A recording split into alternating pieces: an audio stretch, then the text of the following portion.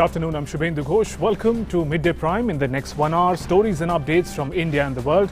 Our focus is going to be on developments in Jammu and Kashmir and Ladakh. First, the big news at the start.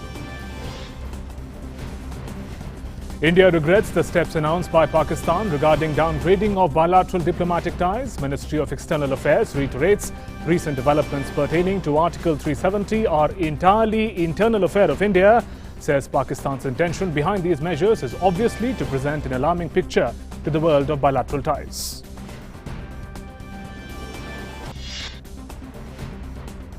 National Security Advisor Ajit Doval reviews security situation in the Kashmir Valley, meets locals in Shopia and assures people that their safety is responsibility of the government. Situation in the valley remains peaceful and calm.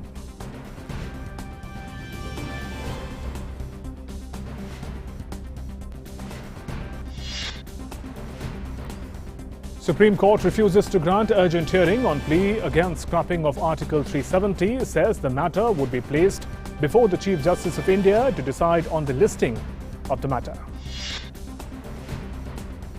Flood situation in Karnataka, Maharashtra, Goa and Kerala continues to remain grim. Relief and rescue operations pick pace. Met Department issues warning for heavy to very heavy rainfall at a few places over coastal Karnataka and central Maharashtra. In Goa, supply of essential commodities stopped from Maharashtra and Karnataka.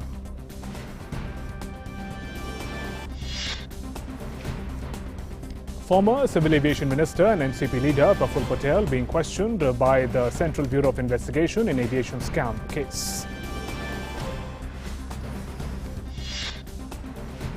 And in sports, first one-day international cricket match between India and West Indies to be played at Guyana National Stadium today, having inflicted a clean sweep in T20 series on Windies. Men in Blue would like to continue the good show in 50-over format as well.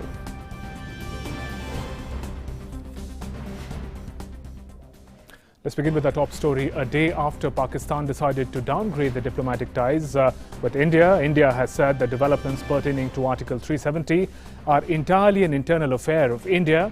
MEA in a press release has said that the Constitution of India was, is and will always be sovereign matter. Seeking to interfere in that jurisdiction by invoking an alarmist vision of the region will never succeed.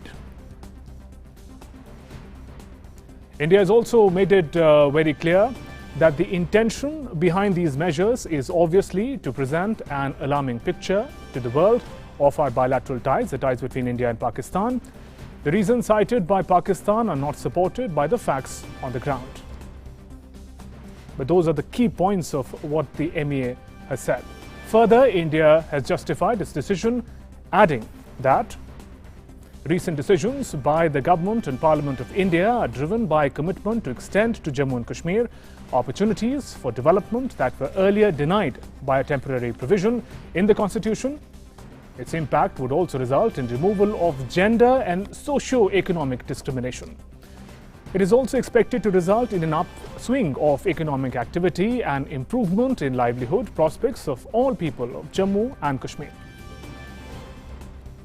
Further, the MEA said it is not surprising that such developmental initiatives that could address any disaffection in Jammu and Kashmir should be negatively perceived in Pakistan, which has utilized such sentiments to justify its cross-border terrorism. And finally, India has hoped that sanity will prevail.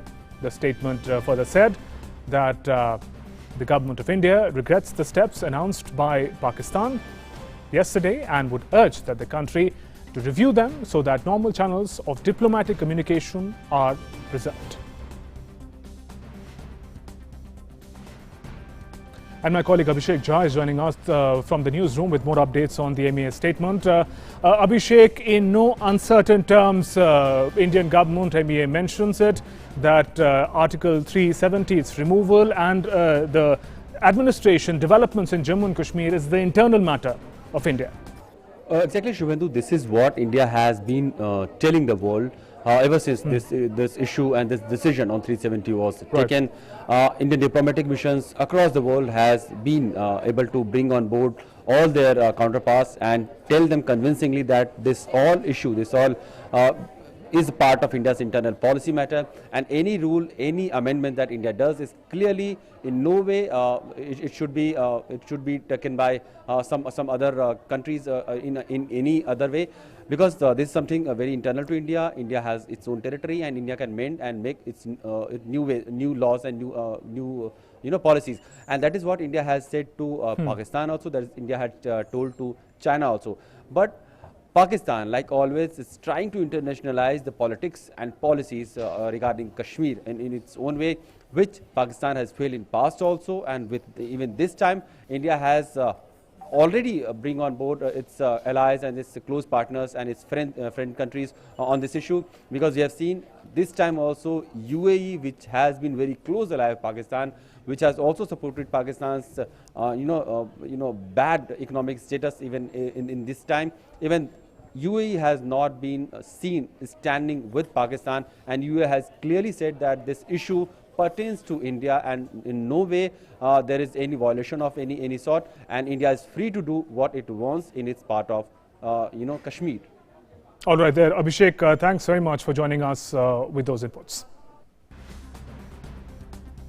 And moving on, after the Indian government abolished provisions of Article 370 of the Constitution, Pakistan has tried to attack diplomatic and trade relations with India.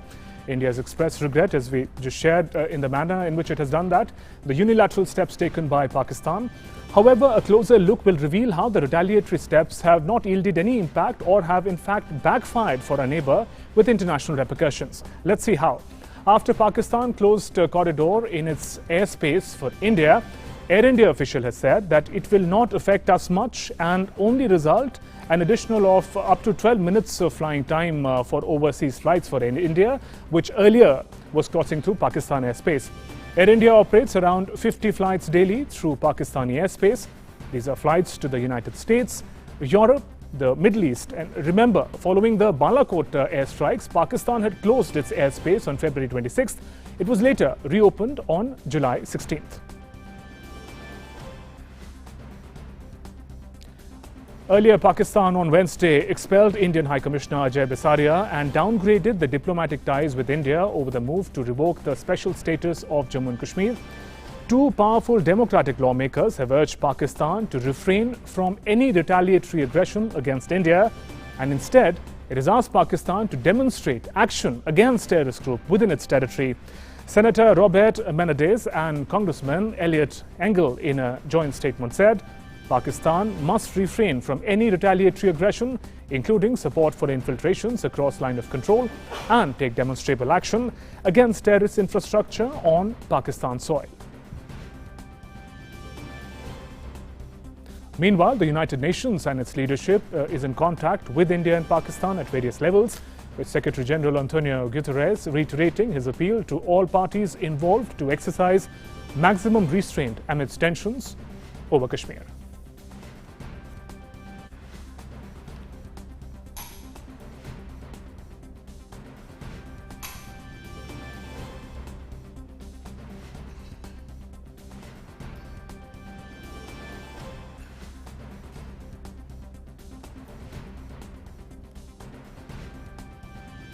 So we just saw the ways in which the international attention that Pakistan was seeking is backfiring. America has asked Pakistan to look into its own doings and make sure that terrorism on its soil is ending.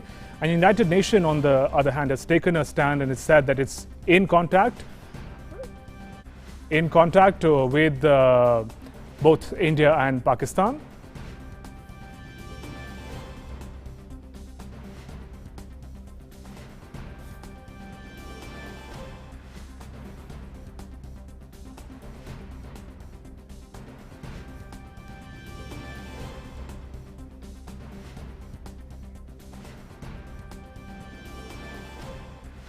And Pakistan's decision to suspend bilateral trade ties with India would hit the neighboring country more as they import essential items. Let us understand how. Now, we're looking at some figures of India-Pakistan bilateral trade. Trade with Pakistan, only 0.31% of India's global trade, about $2 billion. Now, trade with India, 3.2% of Pakistan's global trade. So we are a bigger trading partner for Pakistan than they are for us. The import-export between India and Pakistan declined since 2014-15. The experts say that the trade restrictions that Pakistan appear to have put is going to hit the country back in a worse manner. We're looking at the highlights of India-Pakistan bilateral trade and the ways in which the unilateral steps will attack. Now, in the context of Pulwama attack, before Pulwama terror attack, $34.61 million import from Pakistan to India took place. That's the figure that stood before the Pulwama attack. Now we'll see how that drastically changed after the Pulwama attack took place. We look at our next slide. After Pulwama attack, India takes some steps. India removes and withdraws the MFN status for Pakistan, most favored nation. It imposes 200% custom duty on Pak imports. So these are the reactions after Pulwama attack. And after that, imports from Pakistan declined by 92% to stand at $2.84 million in March earlier this year. 2018 fiscal import from Pakistan declined by 47% to 53.65 million. We're talking about the previous quarter this year. So those are the ways in which already India-Pakistan trade has been on the decline, and we also see how Pakistan has more to lose by its decisions. Pakistan reacts to removal of Article 370 by India. Those are the current updates, and it tries to attack India and Pakistan ties by restrictions on trade, and we saw how they're backfiring.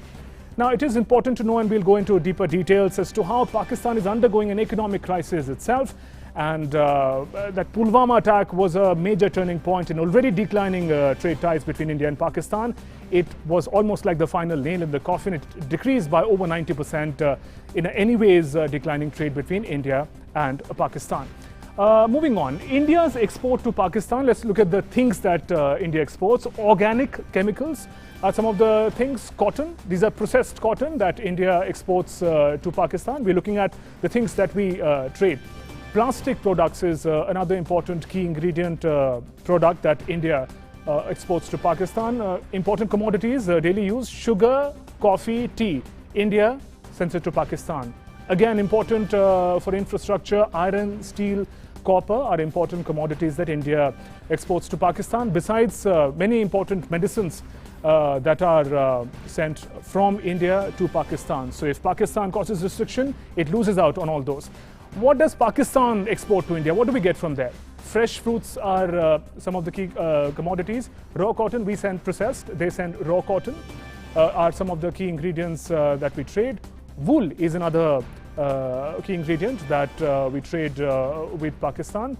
Cement is something that comes from Pakistan to India. It's an important part of the trade agreement between us.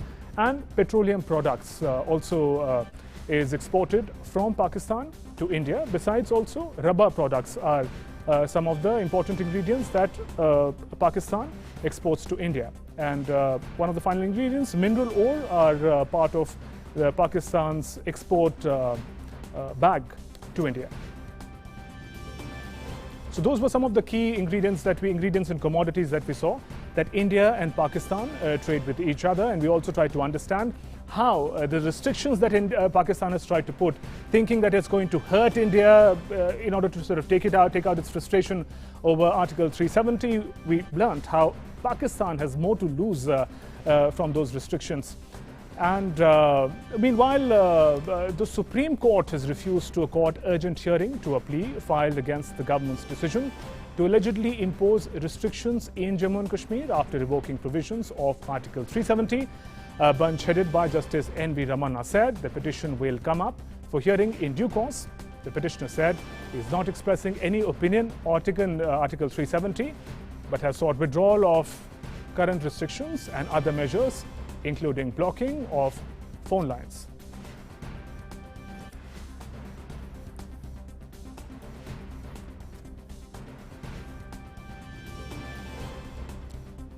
So those were the updates coming in from the Supreme Court. Moving on, 3 days after the revocation of the special status to Jammu and Kashmir under Article 370 of the Constitution, the passage of a bill for splitting the state into two union territories, life in both Jammu and Kashmir and Ladakh, is proceeding normally. Meanwhile, NSA Ajit Doval reviewed the security arrangements in Kashmir Valley. More details in this report. In Jammu and Kashmir, amid imposition of Section 144, situation in all three regions remain by and large peaceful. National Security Advisor Ajit Doval on Wednesday visited Sofian in Jammu and Kashmir and interacted with state police personnel and local people. He exchanged views with them on the security situation. Doval's visit was aimed at reaching out to local population in the valley as a confidence-building measure. He assured the locals that their security is the government's responsibility.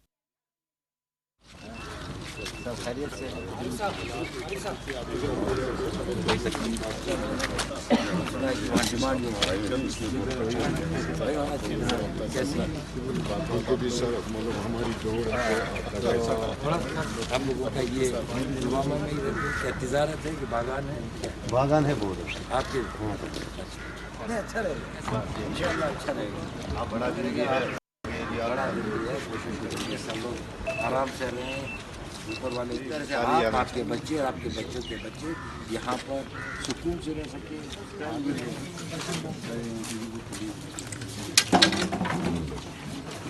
आप खाना नहीं खा रहे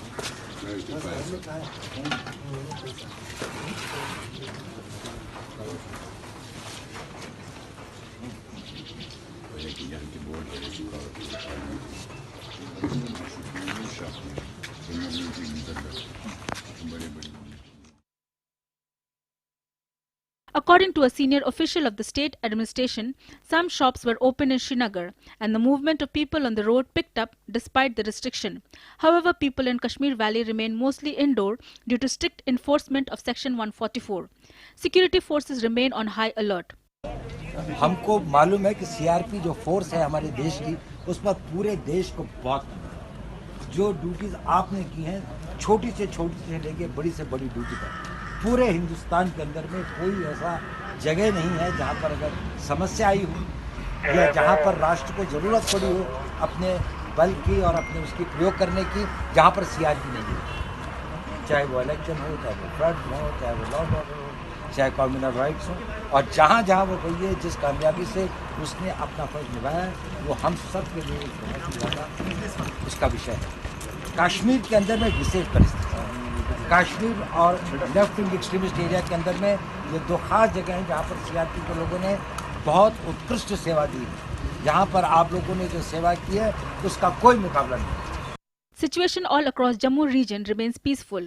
Shops too reopened in most parts of Jammu district and private traffic plied normally. However, schools and colleges continue to remain closed across Jammu division till further orders. In Kargil district of Ladakh, district magistrate has imposed Section 144 as a precautionary measure in view of the Bandh call given by some political parties. Situation returning to normalcy in Leh. Bureau Report, DD News. Let's now get some update from the ground. My colleague Rama Tyagi is joining us from Srinagar. Rama, we informed our audiences that the situation in Kashmir and Srinagar is peaceful and calm. Take us through in detail how are people responding to this historic development in the region? Yes, Shubhendu, you can see behind me that traffic is moving smoothly this time, and this is happening since morning, and people are doing their day-to-day work. They are completing their routine work. They are going to offices, and if they have some other thing, they are on roads, and they are following the whatever instructions are given by administration. They are following the all the instructions, and yeah, there are some restrictions and adequate security forces are there to stop any kind of mischief monger, any kind of troublemakers. But overall, we can say that situation is going on smooth, and people are following the instructions, and administration is doing all its effort. All the steps have been taken to facilitate common man, whether there are medical facilities, whether there are food and supply and other initial supply things. All the things are intact, and at time to time the state spokesperson, he is giving his statements that there is no worry to be concerned about. Administration is with them. Right, Amma. Also, we know that there has been a heavy deployment of security forces, particularly in Kashmir, in the run-up to this big decision. What are the restrictions that apply as of now? If you can just take us through that, and when can they be expected to be taken off step by step? See, the restrictions are section 144 is imposed here, and that is for the protection of common man from any kind of troublemakers, any kind of miscreants who can create troublesome activities, who can create a misunderstanding, who can create any kind of misuse of the common man's sentiment. Apart from this, mobile phone are shut and internet is also not working. But that is for as a precautionary measure. As you know that before the internet and mobile services in that kind of situation, they are misused, and to prevent those kind of misuse, these precautionary measures have been taken by government. But to facilitate common men, all the necessary steps are also being taken. All right, Ramadha, thanks very much for joining us with those inputs from Srinagar. Let's also now get updates from Leh Ladakh. My colleague Arun Sharma is joining us, giving us what the situation is like on the ground in Leh. All right, Arun, just take us through what is the sentiment, what is the situation in Leh like? We know it was a long pending demand of the people of Leh Ladakh to have a union territory, their region as a union territory. That demand has been met. We saw celebrations. What are their expectations and road ahead? All right, we are unable to connect Arun Sharma, my colleague, at the moment. We'll try and connect with him a little later in the show. Meanwhile, to discuss further all these aspects related to developments in Jammu and Kashmir and Ladakh, joining me are two eminent guests in the studio. Let me introduce you to the guest. Sushil Pandit, expert on Kashmir issues. Welcome, sir, to our studio. And also Shishir Sinha, senior journalist, joining us in the studio. Mr. Pandit, I'll come to you first. Now that the hurdle of Article 370 is behind us, with all these developments taking place, there are pleasant updates of peace and calm coming in from Kashmir as well.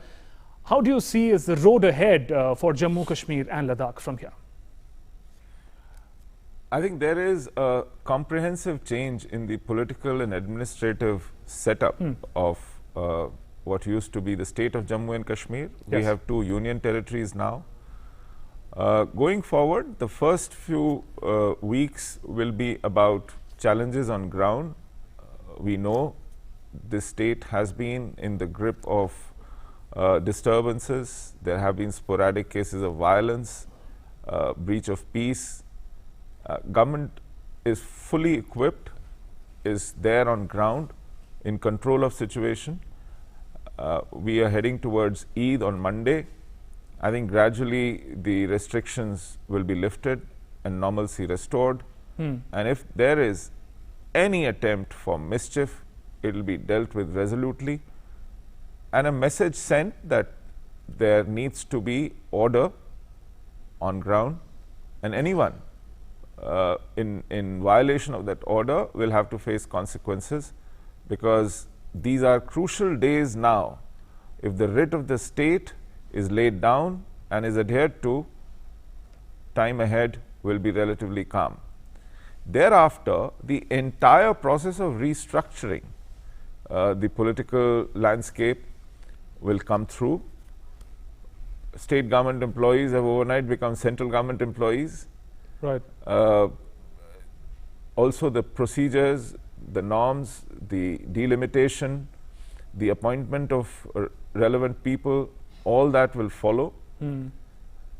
And then business as usual, because a new assembly will have to take place in the state of Jammu and Kashmir. For that, constituencies demarcated, a certain calendar of electoral process to bring this union territory with an assembly and a chief minister like Delhi, like Puducherry. I'm sure in going ahead in the weeks and months to follow, as we progress in restructuring the political and administrative systems there, things will normalize. Regular traffic of tourists, of students, of pilgrims will be restored. And one would be waiting to have that day as soon as it does. But what is anticipated there is the logjam one faced in development, in investment, in creating new opportunities. That logjam has been removed. Now you would see it translating on ground in terms of fresh energy and activity unleashed there, in terms of creating opportunities and giving a boost to the economy, infrastructure in the state. I see a great deal of hope and positive anticipation in the state. Hope would be crucial for people to go forward from this historic step. Shishir, I'll come to you. We saw earlier how Pakistan is trying to use this development in Jammu and Kashmir in order to meet its own really interest and really indulge in diplomatic and trade adventurism. Can it really? We tried to explain through data earlier in the show how Pakistan has much more to lose by attacking the trade ties with India. How do you see this development? Can Pakistan really afford to do this? I think it's irrelevant to talk about the trade ties between India and Pakistan. Yeah, they're minimal, yeah. Yeah, you give annual figure. I will just give you the first quarter number. And this says that we exported something around 137.26 billion. What was the export to Pakistan? Just 452.5 million. If you talk about import, it was 164.5 billion and Pakistan is just 7.13. So what does it mean? I mean, it's irrelevant to talk about the trade thing. Now coming to the Pakistan economic situation. You know, Pakistan growth rate is just 3.6% or 3.9%. It's been constantly on the decline. Yes, and the recent says, recent data says, because their financial year ends in June. So recent data says that their growth rate has come down from 6.2% to 3.9%. Now the worst thing is that they are getting cheaper raw material from India. They were getting cheaper raw material from India. If you talk about the export from India, that organic chemical, cotton, plastic, dye and all those things, these are the raw material for their manufacturing sector. Now the problem is that they will have to buy this from the other market at a very high price. So their manufacturing will be impacted. At the same time, you just see their inflation rate, it is more than 7% and it is expected to go up further. So if the prices of manufacturing product in Pakistan is getting costlier, then the inflation will also, inflation rate will also go up. And Shishir, the story that made a lot of headline, if I may just interrupt you, about taxes on roti, naan and these basic commodities, food commodities. Do you see Pakistan really misplacing its priorities completely? I mean, US also saying that you need to check terrorists on your own soil before you intervene in somebody's internal affairs. So the priorities seem to be completely misplaced for the neighborhood. Yeah, and also they are on the FATF grey list. Yes. I mean, that is one thread which they have to think, because any further action by FATF will affect multilateral funding to the Pakistan. So Pakistan will not be able to get fund from various agencies. So on the one hand, their trade is getting affected.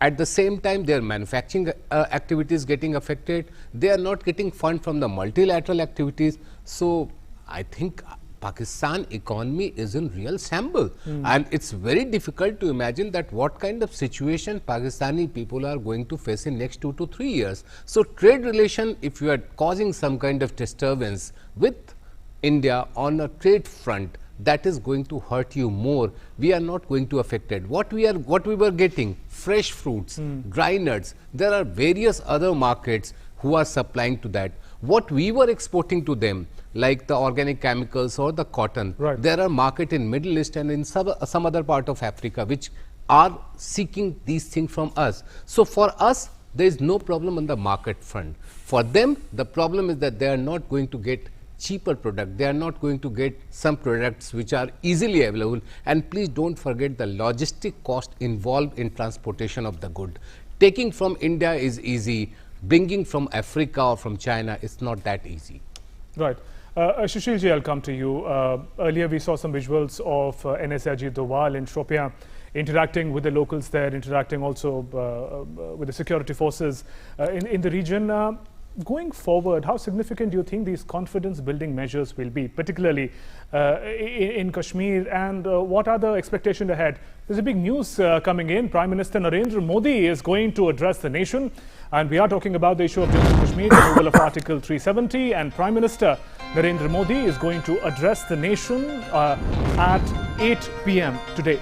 That's the news that's just coming in. Prime Minister Narendra Modi is going to address the nation at 8 p.m. and all of us will be, of course, waiting to hear what the Prime Minister said. And there's a Twitter that came in from the PMO Twitter. Prime Minister Shri Narendra Modi will be addressing the nation today at 8 p.m. So stay tuned to DD News for that as well. We'll be getting you all the updates and analysis of that.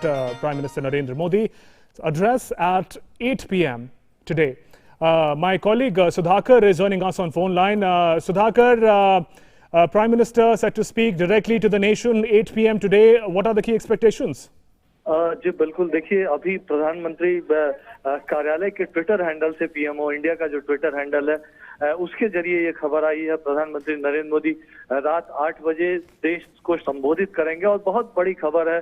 हमको पता है शुभेंदु खासतौर से संसद का एक बेहद ही उत्पादक सत्र वो खत्म हुआ है और उसके ठीक बाद ये प्रधानमंत्री राष्ट्र को संबोधित करेंगे और एक ऐसे वक्त में हो रहा है। All right, my colleague Sudhakar was giving us update on Prime Minister's address that is scheduled for 8 p.m. Today. And as he mentioned, there are lots of key issues. The Parliament also has had a very productive session, yes, and also the removal of Article 370. A lot of expectation of the nation from Prime Minister to know what is on his mind and the things that he would like to address to the nation. Sushil ji, let's first talk about this. What are your key expectations when Prime Minister directly addresses the nation this evening? See, I think it's in good measure. We see National Security Advisor leading from the front in Kashmir, camping there for the past few days, and now Prime Minister taking to the airwaves and talking to the nation. It shows the significance of the decisions taken in the last 72 hours. It shows how serious, how committed and how resolute this government is in terms of seeing these decisions through on ground without a hitch. Everyone is on board and completely committed to stand by, implement and benefit these decisions, offer the benefits of these decisions to the last man in the line. It was a huge decision for this country. It took 70 years coming. A temporary article ordinarily should have gone long time back. Right. It was sustained here in the hope that people who think that the state needs special status, autonomy, privileges would value them and build on them for their own prosperity, for their own well-being. But the results were just the opposite. And therefore, a very tough but resolute political decision to alter the scheme of things in order to find a way out of troubles in Kashmir seems to be a great one. And Prime Minister speaking to the country is a measure of how seriously they want to communicate to population at large within the country and the world, and bring clarity to this issue. For a moment, sir, let's again connect to my colleague Sudhakar, who's tracking more details on Prime Minister's address that is scheduled at 8 p.m. This evening. Sudhakar, you were telling us about the key expectation. Of course, historic Parliament session. Landmark bills got cleared. So tell us more. We got disconnected when you were telling us last. Yes, Sudhakar. So Prime Minister Narendra Modi is going to be addressing the nation at 8 p.m. today. You can, of course, stay tuned to DD News for all the updates on that.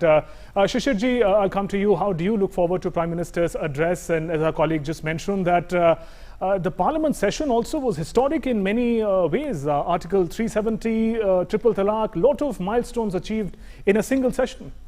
See, there are a lot of questions after this particular passage of this legislation, and I hope that the Prime Minister would like to reply to all those questions. This is the first thing. The second is, I think it is a confidence building measures, because there was also talk about that he didn't talk to various people and he didn't talk to a stakeholder before taking the decision. So he will also try to give some kind of argument, some kind of logic on this issue. And the most important thing is that Jammu and Kashmir is now getting all kind of assistance in terms of policy, in terms of economic issues, in terms of any other policy measures which other states were getting, but Jammu and Kashmir had some kind of issues related with the policy implementation. And that, if I can remember correctly, that before the introduction of GST, it was the Jammu and Kashmir Legislative Assembly has to pass a special resolution to adopt that particular constitutional amendment in the state. So these things were affecting economic activities in Jammu and Kashmir. Now we can hope that Jammu and Kashmir will be on the same path and it will have a much better economic environment just like any other state in the country. Right. And Sunil ji, we were talking about the confidence building measures. Of course, Prime Minister's address is scheduled for later today. And Ajit, Doval, NSA was in Shopia. You're telling us about the ways in which that connect the administration with the people. And let's talk about Kashmir first. And the people-to-people connect, people of the nation, people of Kashmir. How do you think that confidence building measure could be really fast-tracked and taken forward? Sushil ji. Yeah. Fast tracking of these political measures is indeed necessary because we are in a state of transition in the state. Right. You will soon see a new delimitation of constituencies happening. You will also see application of central laws extending to the state. You will see several institutions getting started there, to start with even Minorities Commission, which has been long pending, in fact advised by the Supreme Court. So all these measures will see the state benefiting from the laws, the provisions, the mechanisms that central government had and also extended to different states and union territories, coming to Kashmir and benefiting people. And Prime Minister himself saying it, communicating about it, carries a huge amount of credibility and weight.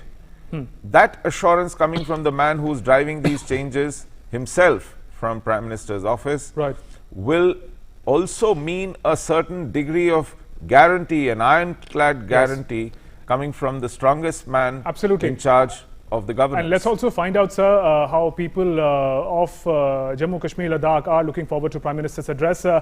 Connecting with me is Arun Sharma from Leh. We'll connect with him. My colleague Arun Sharma is reporting from Leh.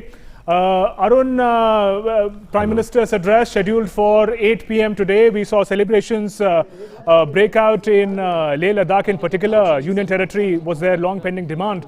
How are they looking forward to Prime Minister's address?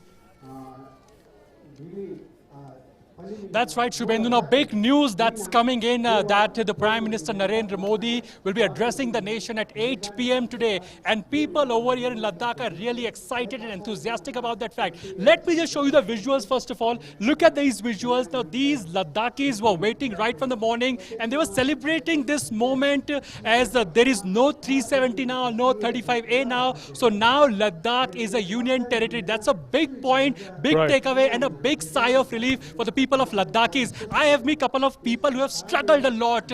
They've annually struggled a lot in order to get this status. We know this fact that Zamyang ji, the MP of Ladakh, had represented very well in the Lok Sabha when he gave a speech. He actually put the Ladakhis' aspirations, their thought on the national level. But what do people over here think? Let's try to understand from them. आपसे समझना चाहेंगे, प्रधानमंत्री 8 बजे संबोधन कर रहे हैं. आप प्रधानमंत्री को किस तरह से देखते हैं? और ये स्ट्रॉन्ग विल जिससे जो आप देखते हैं कि स्ट्रॉन्ग लीडरशिप जो होती है, क्या यही एक कारण आपको लगता है कि 370 एबॉलिश हो पाया, लद्दाख आज एक यूटी बन पाया? मोदी जी से बहुत सारी उम्मीदें हैं. हमने अपने जीवन में पहली बार ऐसा एक प्राइम मिनिस्टर देखा जिसमें एक गुजराती नहीं या कोई दूसरे स्टेट के नहीं, जिसमें हमें भारत नज़र आता है, भारत का दर्शन होता है. तो आज 8 बजे जब वो संबोधन करेंगे भारत को, आर्टिकल 370, हम तो कभी नहीं चाहते थे कि लद्दाख जो वो कश्मीर के नीचे रहे. हमारे दादा दादियाँ सब गुजर गए यूटी के लिए आवाज़ उठा के. हमारे यहाँ एक अच्छा स्कूल तो दूर की बात, यूनिवर्सिटी तो दूर की बात, एक अच्छे स्कूल भी नहीं. पहले जब स्कूल में पढ़ने जाते थे तो उर्दू तो मैंडेटरी था, जबकि हमारा अपना भाषा है. तो कल जमयांग हमारे यूथ जो MP है जमयांग सिंह नामग्याल जी, उन्होंने बहुत अच्छी तरह बताया कि उस समय का सरकार ने कश्मीरी भाषा को, जिसकी लिपि भी नहीं है, उसको रिकॉग्नाइज किया था। हमारे तो अल्फ़ाबेट, ग्रामर, लिपि सब है। तो उम्मीदें ये है कि मोदी जी जो बहुत साल पहले, यानी 70 साल कह सकते, जो पुराने सरकार ने गलतियां की, हम नहीं कहते कि उन्होंने उनसे कुछ छूट गया, उन्होंने जानबूझ के जो गलतियां की हमारे लद्दाख के लिए, जो भारत का अटूट अंग है, उनके लिए। So they have completed that. The aspirations have been for. Shubhendu, let me also point out over here when Mr. Zamyang, he clearly said that आन देश की, शान देश की, देश की हम संतान हैं, 3 रंगों से रंगे तिरंगा, यही हमारे और हमारे देश की पहचान है. So that's something, that's a kind of feeling, that's a kind of patriotism that we can see over in Ladakh as well, as Ladakh is now unitary. Now what we're learning from our sources primarily, that Prime Minister Narendra Modi's speech can primarily give a clear vision as to what can be the focus of, or primarily after the abolishing of 370, what will be the way forward, what will be the vision for the people of Ladakh, Jammu and Kashmir. And of course, he will also try to aware people that what are the major benefits of this major point. So that all eyes of Ladakhis as of now are primarily on, this 8 p.m. when Prime Minister Narendra Modi will be addressing to the nation. Right, Arun, there. Thanks very much for getting us those voices, those visuals, those glimpses of celebration in Ladakh. Thanks very much for joining us from there. And let's again connect to our guests in the studio. Shishir, I'll come to you. You were telling us about the nature of economic integration that the region was really waiting for it to happen. And Home Minister Amit Shah also, when he was discussing the Article 370 related bill resolution in the parliament, he spoke about how development is in fact one of the key motivation to get rid of this hurdle. If you could simplify for us in near term, in mid term, in long term, what are the benefits of economic integration that will reach the people of Kashmir, the people of Jammu, the people of Ladakh and rest of the nation? See, most important thing is the employment. I mean, employment, why the employment activities are not very much there? Because of some limitations for the other people who are going to set up the industries there. Yes. So now after scrapping of 370 and 35A, we hope that there will be no problem for any industry to set up their plant or set up their manufacturing activities there. And that will create a good number of employment opportunities for Jammu and Kashmir youths. So that is one advantage. The second thing is the devolution. I mean, in terms of Finance Commission devolution, Jammu and Kashmir will now be at par with the other states and union territories in terms of devolution. Earlier there used to be a special package kind of thing for Jammu and Kashmir under 370. So now it will be based on the Finance Commission, and all the other 7 union territories which are getting central assistance or central grant, Jammu and Kashmir and Ladakh will also get the same kind of assistance and same kind of grant. There will also be a performance linked incentive for the union territories like Jammu and Kashmir and Ladakh that will also benefit. And at the a very important thing is that there will be a special package to set up their economic activities there. I think there was a package of 1.25 lakh crore especially for Jammu and Kashmir, but there were some problems in implementation of that package, and a limited part of that package was implemented. After this particular move, I think that package will be implemented completely, and that will boost the economic activity in that particular region. All right, we're almost over the time for the discussion, but Mr. Pandit, I'll just come to you with one final comment very briefly. Expectations were that our own exiled brethren, the Kashmiri Pandits, it is a historical moment for them too. What can they look forward to? Very briefly, sir, your thoughts on that, and then we'll conclude the discussion. Oh, this community is overwhelmed and really hopeful that we will go back to our homes, go back to our pilgrimages, our temples, our ancestral lands, and go back to that life which we've been missing for the last 30 years. But we know right now we need to make the place secure, stabilize, create an environment where this kind of transition is feasible, is durable, and will not be subject to refoulement. All right, so on that note, let me thank both of you gentlemen for joining us and giving us your insights into the developments in Jammu, Kashmir and Ladakh. Thanks very much for joining us in the studio. Thank you. Moving on, heavy rains battered large swaths of the country on Wednesday, and the situation remained grim in flood-hit parts of Karnataka and Maharashtra in particular, where 2.5 lakh people have been evacuated, while several rivers were in spate in Andhra Pradesh. 16 deaths in rain and flood-related incidents have been reported from western Maharashtra in the last 7 days, while the toll in Karnataka rose to 5 since Sunday, and nearly 26,000 people have been evacuated.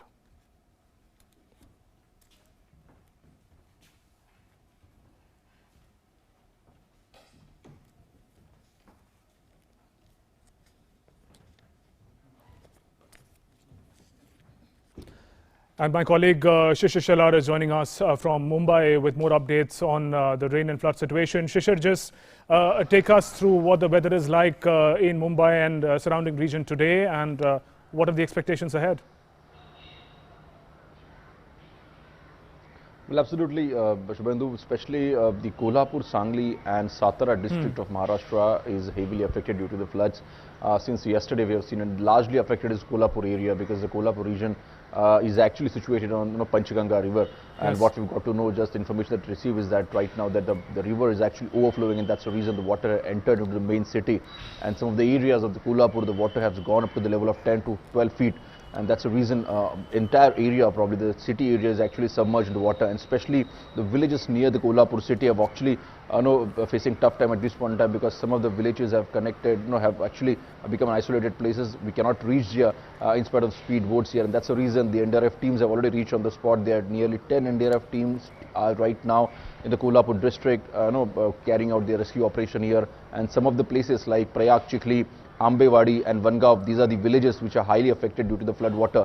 Well, due to the heavy due to the heavy rain since yesterday, we have seen, we just got to know that all the rivers are overflowing, and that's the reason some of the doors of these dams have been opened, and that's the reason that water is straightly coming to the Kolhapur city and adjoining areas, creating a flood-like situation. That's the reason the Kolhapur-Bangalore highway is completely shut at this point in time. Even the Kolhapur-Konkan road has also been shut for some time here, because the water have submerged, especially on the roads, and that's the reason the vehicular movement have been stopped in and around Kolhapur here. Well, apart from Kolhapur, the Satara and Sangli, these are two important districts also have been affected by the flood-like situation here, and that's the reason the NDRF team, along with the State Disaster Relief Management and the Indian Navy, has also sent their helicopters and the boats to these areas so that they can rescue the people to the far remote places. Some of the villages actually lost the contact with the other connected area, and that's the reason right now NDRF team is trying to reach to those villages and try to rescue the people. Well, a rescue operation is in full swing, and that's the reason, especially these areas where the water have been locked. The NDRF team have already deployed extra boats there, and now they are evacuating people from these areas. As far as food and the water concern, they've given the potable water and the food also in these areas. So that's not a big issue, but the only thing is that the water has not subsided at this point in time, and that's what the real worry to the people who have been staying here. And that's the reason, including Chief Minister also of Maharashtra, and along with other ministers, is now on a visit to these areas and seeing that how the grim situation there in Kolhapur and Satara and Sangli. All right, Shishir, there. Thanks very much for joining us with those inputs from Mumbai. Moving on, time now for all the updates from the world of business and finance. My colleague Nancy Kohli has all the updates.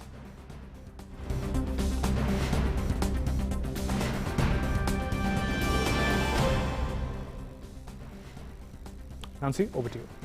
Thanks, Shubhendu. Yes, all the business news. Well, the country's largest lender, the State Bank of India, has announced a reduction in its MCLR, that's a rate by 15 basis points across all tenors.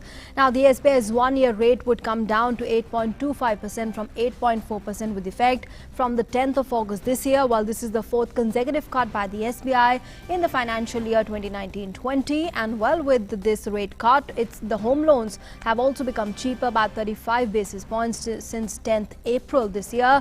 And also a lower rate cut will effectively mean a lower home loan interest rate, while both new and the existing home loan borrowers will stand to benefit from this move. And well, the central bank, the Reserve Bank of India, has also decided to allow round-the-clock fund transfers through the NEFT from December this year in order to promote digital transactions. The decision, the central bank said, is expected to revolutionize the retail payment system of the country. And well, currently the national electronic funds transfer, that's the NEFT, operated by the RBI as a retail payment system, is available for customers from 8 in the morning till 7 evening on all the working days with the exception of 2nd and the 4th Saturdays of a month. And as part of India's energy security plan, the government is exploring newer battery technologies such as polymer-based solid-state batteries that may allow India to avoid its dependence on lithium or cobalt imports. While the idea is to not allow India to fall in a vulnerable position with the likely threat of supply squeeze, as has happened in the case of crude oil, with India being the world's third largest oil importer.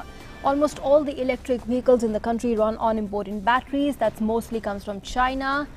And well, at present, a lithium-ion battery accounts for 40% of the total cost of an electric vehicle, that is. And well, that's all the time we have for all the business news this afternoon. Shubhendu, it's back to you for the rest of the news. Thank you, Nancy, for joining us with those inputs. And time now for all the action from the world of sports.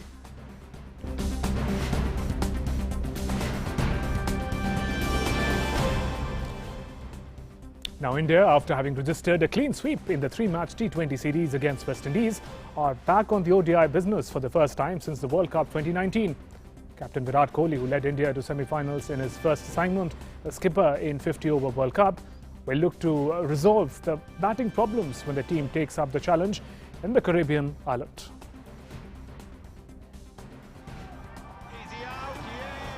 With an air of invincibility, India will look to continue the dominance over West Indies cricket team in the first match of the 3-match ODI series at the Providence Stadium on Thursday.